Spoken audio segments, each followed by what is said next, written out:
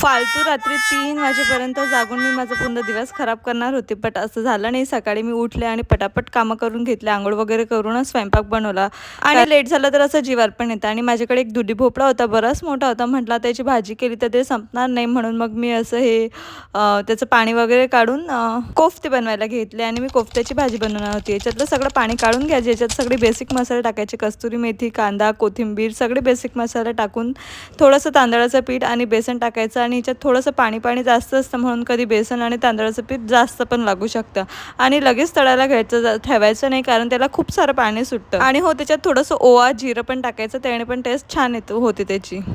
हे सगळं तळून घेईपर्यंत मग मी इकडे लगेच मसाल्याची पण तयारी केली. कांदा घेतला, त्याच्यात अद्रक लसूण पण लगेच मिक्स करून घेतलं. इकडे तेल ठेवलं, त्याच्यात सगळे बेसिक मसाले टाकले आणि ती पेस्ट त्याच्यात टाकून घेतली. त्याच्यात पण सगळे बेसिक मसाले टाकायचे.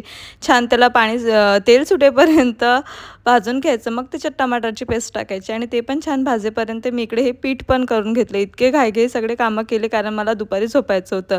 आणि जे आपण पाणी काढून ठेवलं होतं ना कोफ्त्याचं, ते त्याच्यात टाकायचं. आणि मग इकडे माझी देवपूजा वगैरे आटपली होती, नैवेद्य दाखवून दिला आणि रात्री वॅक्स करायला घेतलं. असे कॉन्टेंट डेली येत असतात, सो मला सबस्क्राईब करून ठेवा. आणि असा होता माझा दिवस.